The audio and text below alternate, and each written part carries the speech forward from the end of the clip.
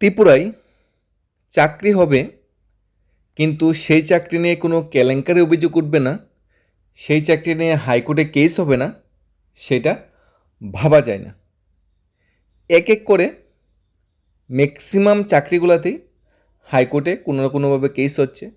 প্রত্যেকটি চাকরিতেই কোনো না কোনোভাবে কারাপশান কিংবা অর্থের বিনিময়ে চাকরি কিংবা ইন্টারভিউ পরীক্ষা ছাড়া চাকরি অভিযোগ উঠছে। কিছু কিছু অভিযোগের সত্যতা পাওয়া গিয়েছে, কিছু কিছু অভিযোগ গভর্নমেন্টকে বিপদে ফেলার জন্য উঠেছে। তবে ম্যাক্সিমাম অভিযোগগুলোই সত্যতা পাওয়া গিয়েছে এবং ত্রিপুরা হাইকোর্টে এ বিষয়ে কেস হচ্ছে এবং সেই কেসে কিন্তু সরকার বা স্থানীয় প্রশাসনের ভেড়াজালে পড়তে হচ্ছে। 120 জন ক্যান্ডিডেটকে ডেকে এনে চুপিচাপি চাকরি দিয়ে দেওয়া হলো, না কোনো ইন্টারভিউ হলো, না কোনো পরীক্ষা হলো, না কোনো নোটিফিকেশন বেরোলো। কীভাবে সম্ভব? রেগুলার পোস্টে চাকরি দেওয়া কীভাবে সম্ভব? ভূভারতে কি এরকম হয়? জুটামলে হয়তো শুনেছি এরকম হয়েছে, বা বিগত সরকারের সময় শুনেছি হয়তো এরকম হয়েছে, কিন্তু বর্তমান তো স্বচ্ছতার সরকার, ট্রিপল ইঞ্জিন গভর্নমেন্ট, তারপরেও কি এই সোশ্যাল মিডিয়া প্ল্যাটফর্মের যুগে, এই আধুনিক যুগে এটা কি সম্ভব? উত্তর হল হ্যাঁ, সম্ভব। এ বিষয়ে গোবিন্দ মানিক জামাতিয়া, বিজন জামাতিয়া, সেংতং জামাতিয়া, সুরিত জামাতিয়া, পর জামাতিয়া, অঞ্জনা দেববর্মা, রঞ্জন দেববর্মা, এই 7 জন ব্যক্তি কেস করেছে। কার বিরুদ্ধে কেস করেছে? টিটিএডিসি চিফ এক্সিকিউটিভ অফিসার 2 জনের বিরুদ্ধে কেস করেছে, যার পরবর্তী ডেট রাখা হয়েছে কেসের 6/8/2026। ওই দিন এই কেসের শুনানি হবে। এখানে টিটিডিসি প্রশাসন ত্রিপুরা মথা বর্তমানে পরিচালিত, রাজ্য সরকার প্রশাসন বর্তমানে বিজেপি সরকার দ্বারা পরিচালিত। আমরা বর্তমান সরকারকে সাপোর্ট করতে পারি, টিটিডিসি এরিয়ার সরকারকে সাপোর্ট করতে পারি, সবাই সমমত সাপোর্ট করতে পারি, কিন্তু একজন এজ এ চাকরি প্রত্যাশী বেকার ভাই বোন হিসাবে বা বেকার ভাই বোনের পক্ষে আমরা কাকে সাপোর্ট করব? টিডিসি প্রশাসনকে, যারা এই সাব জোনাল ডেভেলপমেন্ট অফিসার আর এর প্রশ্নপত্র পরীক্ষার 1-2 দিন আগে ফাঁস করে দিয়েছে, চেক নিট এক্সামের মতো ফাঁস করে দিয়েছে, কারো কি কোনো শাস্তি হয়েছে? যাক, প্রশ্নপত্র ফাঁসে গেছে, পরীক্ষা হয়েছে, নিয়োগ কি আদৌ হয়েছে? কীভাবে আমরা সাপোর্ট করতে পারি? নাকি রাজ্য সরকারকে সাপোর্ট করবো যারা ফায়ার সার্ভিসে এক্সাম নিয়ে এটা বাসপথে ক্যান্সেল করে দিয়েছে? নাকি 2020 সালে জিআইবিটি প্রসেস শুরু হয়েছে, যেটা 2026 সালে শেষ হচ্ছে না? আমাদের বেকার চাকরি হতে ভাই বোনদের জন্য কে আছে? আমরা তো সবার জন্য আমরা আছি, কিন্তু বেকার চাকরি হতে ভাই বোনদের জন্য কে আছে? এই যে টিটিসিতে গোপনে 120 জনকে চাকরি দেওয়া হয়েছে, সেখানে প্রশাসন কি জানে না? সেখানে বর্তমান যে দল দ্বারা টিটিসি প্রশাসন, তারা কি সেটা বিষয়ে জানে না? সবারই কিছু না কিছু জানা আছে। আধিকারিকরা এসে চাকরি দিয়েছে, সবারই কোনো না কোনো আর্থিক প্রলোভন বা আর্থিক লাভে চাকরিটা দিয়েছে, নাহলে তো হাইকোর্টে কেস হওয়ার কথা নয়।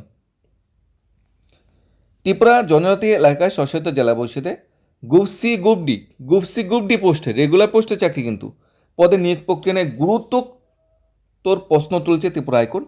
নিয়োগের স্বজন পোষণ হয়েছে, অস্বচ্ছতা হয়েছে, নিয়োগ বিধি লঙ্ঘনে অভিযোগ তুলে দায়ের করা 2টি জনস্বার্থ মামলা পিআইএল গ্রহণ করেছে হাইকোর্ট, যার 1 ও 5 তার নাম্বার। মামলা প্রাথমিক শুনানি শেষে সংশ্লিষ্ট কর্তৃপক্ষের কাছে জবাবদিহি নোটিশ জারি করা হয়েছে। আগামী 6 আগস্ট মামলার পরবর্তী শুনানি হবে। প্রধান বিচারপতি MS রামচন্দ্র রাও, বিচারপতি বিশ্বজিৎ পালিশের ডিভিশন বেঞ্চের সামনে দায়ের হওয়া জনস্বার্থ মামলা অভিযোগ করা হয়েছে টিটিডিসি প্রশাসনে একাধিক শূন্যপদে কোনো প্রকাশ্যে কোনো বিজ্ঞাপনই দেওয়া হয়নি, স্বচ্ছ প্রতিনিধি নির্বাচন প্রক্রিয়া অনুসরণ করা হয়নি, না বিজ্ঞাপনই দেওয়া হয়নি, পরীক্ষা কীভাবে হবে? ফলে বহু যোগ্য প্রার্থী চাকরি আবেদন করার সুযোগ পায়নি। মামলায় দাবি করা হয়েছে এই নিয়োগ প্রক্রিয়া সংবিধানের 14 এবং 16 নম্বর অনুচ্ছেদ বর্ণিত সমতা, সরকারি চাকরিতে সমান সুযোগের নীতির পরিপন্থী। আবেদনকারীদের বক্তব্য, সরকারি চাকরিতে নিয়োগের ক্ষেত্রে প্রকাশ্য বিজ্ঞাপন, উন্মুক্ত প্রতিযোগিতা, মেধার ভিত্তিতে নির্বাচন বাধ্যতামূলক, কিন্তু এডিসি সেই সংবিধান নীতি অনুসরণ করেনি। আবেদনকারীর পক্ষে আমরা যারা আদালতে সওয়াল করেছে, প্রবীণ আইনজীবী পুরুষোত্তম বর্মন, তাকে সহায়তা করে আইনজীবী সমরজিৎ ভট্টাচার্য, কৌশিক নাথ, তাদের দাবি নিয়োগ প্রক্রিয়া আইন বহির্ভূত এবং সাংবিধানিক বিধানের পরিপন্থী, তাই নিয়মের মাধ্যমে হওয়া সমস্ত নিয়োগ প্রক্রিয়া বাতিল করে স্বচ্ছ নিয়ম মেনে নিয়োগে নির্দেশিত। এর কীভাবে সম্ভব? আমরা টিটিসি প্রশাসনের বর্তমান যারা টিটিসি প্রশাসন চালাচ্ছে, তারা কি ওই 120 জন বা যারা চাকরি পেয়েছে তারই বুদ্ধি জয় করেছিল? বা যদি প্রশাসনের সাথে যে অফিসাররা জড়িত, তারা কি বর্তমান টিটিসি প্রশাসনকে না জানিয়ে অফিসাররা কি নিজেদের মতো চাকরি বিলি করে দিয়েছে? ত্রিপুরা সরকার বলতে পারি, টিটিসি প্রশাসন বলতে পারি, কি হচ্ছে কিছুই বোঝা যাচ্ছে না। এটা কি সম্ভব? কীভাবে সম্ভব? 120 জনকে ফোন করে আনলাম, বা আমি বসলাম, আমরা লোকগুলা বসলো, অফিসাররা বসলো, প্রশাসন বসলো, চাকরি দিতে হবে সবার থেকে, আমার ছেলে, আমার মেয়ে, আমার ভাই, আমার বোন, আমার পিসাতো বোন, পিসিতো বোন, ওই লোকটা টাকা দিয়েছে, ওকে চাকরি দিতে হবে। এটা কীভাবে সম্ভব? আমরা বলছি না টিটিসি যারা পরিচালিত, যারা বর্তমান যারা পরিচালনা করছে তারা আমরা দোষারোপ করছি না, না যারা অফিসাররা এই কাজটা করছে তারাও দোষারোপ করছি না। আমরা তো পয়েন্ট করছি যে বেকার চাকরিতে ভাই বোনরা কী দোষ করেছে, তাদের সাথে কেন এই প্রতারণা করা হচ্ছে, কেন বিজ্ঞাপন না দিয়ে চাকরি দেওয়া হচ্ছে, কেন নিয়োগপত্র দেওয়া হচ্ছে। টিটিসি প্রশাসনের যে আধিকারিকরা আছে, যারা টিপরামতা পরিচালিত যে নেতা মন্ত্রীরা আছে, তারা নলেজে কি জিনিসটা যায়নি? কোনো প্রতিবাদ তো দেখতে পাইনি। কেন এই ধরনের কেলেঙ্কারিতে প্রশাসন জড়িয়ে পড়েছে? হাইকোর্টে শেষ পর্যন্ত কেস হয়েছে, একটা দুটা কেস নয়, পেনশন সংক্রান্ত কেস হাইকোর্টে হচ্ছে, পেনশন পাচ্ছে না কর্মচারীরা অবসরে যাওয়ার পর। সাবজোনাল ডেভেলপমেন্ট অফিসার পরীক্ষার নিয়োগপত্র শেষ হচ্ছে না, সেটার বিষয়ে হাইকোর্টে কেস হচ্ছে। এখন তো সবচেয়ে বড় অভিযোগ, ইন্টারভিউ, পরীক্ষা, বিজ্ঞাপন ছাড়াই চাকরি হয়ে যাচ্ছে। পিটিশন আরও আবেদন করা হয়েছে ভবিষ্যতে টিটিসির যে সমস্ত নিয়োগ যেন সংবিধান প্রচলিত নিয়োগবিধির স্বচ্ছ মেধাভিত্তিক পদ্ধতি অনুসরণ করা হয় তা নিশ্চিত করতে আদালতের প্রয়োজনীয় নির্দেশ দিক।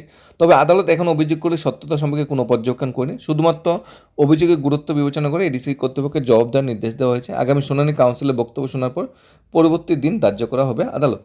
রাজনৈতিক প্রশাসন মহলের মতে এই মামলার রায় এডিসি নিয়োগ প্রক্রিয়া ভবিষ্যৎ নির্ধারিত গুরুত্বপূর্ণ ভূমিকা পালন করবে। একই সঙ্গে জনজাতি এলাকায় সরকারি চাকরি স্বচ্ছতা সমান সুযোগ নিশ্চিত করার ক্ষেত্রে এই মামলার প্রভাব সুদূর প্রসার হতে হবে। এখানে টিটিসি প্রশাসনে হয়তো সবাই সেটাতে জড়িত নয়, 99%ই ভালো, তবে 1% এরকম অফিসাররা আছে, আধিকারিকরা আছে, বা দলের নেতামন্ত্রী এরকম 1-2 জন আছে যারা চুপিসারে এই কাজটা সেরে নিয়েছে। এখন দেখার বিষয়ে টিটিডিসির যে আধিকারিকরা আছে এই বিষয়ে কী বক্তব্য রাখে, মাননীয় মহারাজ এর নলেজে যখন যাবে উনি এই বিষয়ে কী বক্তব্য রাখে, টিটিডিসির যে প্রশাসন যে অন্য নেতামন্ত্রীরা আছে, এমডিসি আছে, তারা এই বিষয়ে কী বক্তব্য রাখে, নাকি এটাও বলে দেওয়া হবে যে আমরা চেষ্টা করেছি, আমরা স্বচ্ছতা মেনটেন করতে পারিনি। রাজ্য সরকারকে কাঠগড়ায় যারা দাঁড় করাবে তারা নিজেরাই যদি স্বচ্ছতা মেনটেন না করে রাজ্য সরকারকে কাঠগড়ায় কীভাবে দাঁড় করানো যাবে? রাজ্য সরকার ফায়ার সার্ভিসের পরীক্ষা ক্যান্সেল করেছে, বিজ্ঞাপন তো দিয়েছে। জেল পুলিশ 2022 থেকে 2026 সাল প্রসেস চলছে, বিজ্ঞাপন তো দিয়েছে। টেট 2024 সাল নিয়োগপত্র হয়েছে, এখনও প্রসেস কমপ্লিট হয়নি, বিজ্ঞাপন তো দিয়েছে। পরীক্ষা তো হয়েছে, ইন্টারভিউ তো হয়েছে, চেষ্টা তো চলছে, ডিলে করছে। আমরা বলছি রাজ্য সরকার প্রসেসগুলো এত ডিলে করছে কেন, কোশ্চেন করছি। আর এদিকে তো ইন্টারভিউ ছাড়া, রিটেন এক্সাম ছাড়া, বিজ্ঞাপন ছাড়াই নিয়োগপত্র হয়ে যাচ্ছে। সব কিছুর উপরে বেকার চাকরি হতে সে ভাই বোন, সব কিছুর উপরে রাজ্যের যুবকরা যারা চাকরির জন্য হন্য এগুচ্ছে, যেখানে সাবজোনাল ডেভেলপমেন্ট অফিসার পদের জন্য 25 থেকে 30 হাজার ক্যান্ডিডেট অ্যাপ্লাই করেছে, তাদের বর্তমান পরিস্থিতি এবং 120টা পোস্টে যারা চাকরি পেয়েছে বা যারা চাকরি পায়নি তাদের বর্তমান পরিস্থিতি সেদিক দিয়ে নজর দেওয়ার দরকার। আমরা যদি কারাপশনে জড়িত হই বা আমরা যদি স্বজন পোষণ করতেও চাই, অ্যাটলিস্ট বিজ্ঞাপনটা দিয়ে নামের নাম ইন্টারভিউর ব্যবস্থাপনা করে মেরিট লিস্ট প্রকাশ করা হতো, তাহলেও কিন্তু হাইকোর্টে কেস হতো না। কারণ বিজ্ঞাপন দিয়েছে, নামের নাম ইন্টারভিউ হয়েছে, মেরিট লিস্ট প্রকাশ পেয়েছে। কিন্তু যদি বিজ্ঞাপন না দেওয়া হয় তারপরে চাকরি হয়ে যায়, সেটার উপরে তো কোশ্চেন আসবেই। 6 তারিখ অপেক্ষায় আছি, একটা বিরাট বড় কঠিন পদক্ষেপ নেওয়া দরকার এ ধরনের দুর্নীতি থেকে, যাতে রাজ্যের বেকার চাকরি হচ্ছে ভাই বোনদের বাঁচানো যায়। এই বিষয়ে হাইকোর্টে একটা কড়া নির্দেশ দেওয়ার দরকার। চাকরিতে এত স্বজন পোষণ না হয়। ত্রিপুরা ইউনিভার্সিটি চাকরিতে স্বজন পোষণ, সোফেতে দেখা যাচ্ছে প্রশ্নপত্র লিক হয়ে যাচ্ছে হেলথ ডিপার্টমেন্টের, এই নিয়ে অভিযোগ উঠেছে, এই নিয়ে কেস হচ্ছে। ইঞ্জিনিয়ারিং ক্ষেত্রে নিয়ে কেস হচ্ছে, তারপর জিআরবিটি নিয়ে হাইকোর্টে কেস চলছে, টেট নিয়ে হাইকোর্টে একটা পর একটা কেস হচ্ছে। এই ধরনের যাতে বেকার চাকরিদের সমাজে হয়রানি যাতে না হয়, তার জন্য কঠিন একটা সিদ্ধান্ত, কঠিন একটা রায়, কঠিন একটা পদক্ষেপ নেওয়া দরকার। সেটা গভর্নমেন্ট হোক, টিটিসি প্রশাসন হোক, কিংবা হাইকোর্ট হোক। এবং যারা যারা এই ধরনের কেলেঙ্কারিতে জড়িত সেই সকল ব্যক্তিদের ছবি সহ প্রকাশ করা দরকার পত্রপত্রিকা, সোশ্যাল মিডিয়া প্ল্যাটফর্মে এবং বিভিন্ন নিউজ চ্যানেলে, যাতে সবাই দেখতে পারে যে ওই লোকটা বাটপার, ওই লোকটা টাকার বিনিময়ে 120 জনকে চাকরি দিচ্ছে। ওই আধিকারিক হোক বা যেই হোক, এটা প্রকাশ আনা দরকার। আর টিটিসি প্রশাসন বর্তমানে যে আমাদের মাননীয় মহারাজ আছে, আমাদের মহারাজের কাছে আবেদন থাকবে একটু ভালোভাবে দেখার। উনি হয়তো জিনিসটা বিষয়ে তো নলেজে নাই, ওনার প্রতি অনুরোধ থাকবে এই বিষয়টা একটু ভালোভাবে তদারকি করার, যাতে সঠিক বেকাররা যাতে চাকরি পায়। এখানে যারা কেস করেছে তারাও কিন্তু নিজেরা লোকই কেস করেছে, গোবিন্দ মানিক জামাতে, বিজন জামাতে, এরা কিন্তু নিজেরা লোকই কেস করেছে, এবং যারা চাকরি পেয়েছে তারাও নিজেরা লোকই চাকরি পেয়েছে। তো কিছু মানুষকে মানে বেনিফিট দিয়ে গিয়ে ম্যাক্সিমাম যে জনগণ আছে তাদের বোকামি বা তাদের বিপদে ফেলাটা উচিত হবে না। তাই সবার জন্য সার্বজনীনভাবে সিদ্ধান্ত নিতে হবে। 120 জনের জন্য আলাদা করে কোনো সিদ্ধান্ত নেওয়া কোনোভাবেই ঠিক না। এটা এমন বেআইনি কাজে আশা করছি আমাদের মাননীয় মহারাজও সঙ্গ দেবে না। কারণ টিটিডিসি যে সাবজোনাল ডেভেলপমেন্ট অফিসার কৃষ্ণবর্তা ফার্স্ট হয়েছে, এ বিষয়ে প্রথম করা পদক্ষেপ কিন্তু উনিই নিয়েছে। তারপরে পরীক্ষার পরে ওএমআর শিট নিয়ে হোক, রেজাল্ট নিয়ে হোক, তারপরে কিন্তু উনিই পদক্ষেপ নিয়েছে, এবং ওনার পদক্ষেপের জন্যই কিন্তু সাবজোনাল ডেভেলপমেন্ট অফিসার যে প্রসেসটা সেটা আটকে আছে, কারণ সেটাতে কিছু না কিছু একটা দুর্নীতি হয়েছে। আশা করছি এই বিষয়ে মাননীয় মহারাজ একটা সঠিক সিদ্ধান্ত নেবে, টিটিএস সঠিক সিদ্ধান্ত, একটা দৃষ্টান্ত স্থাপন করবে, যাতে ভবিষ্যতে হাইকোর্টের দ্বারস্থ চাকরি হতে সে ভাই বোনদের হতে না হয়। ধন্যবাদ।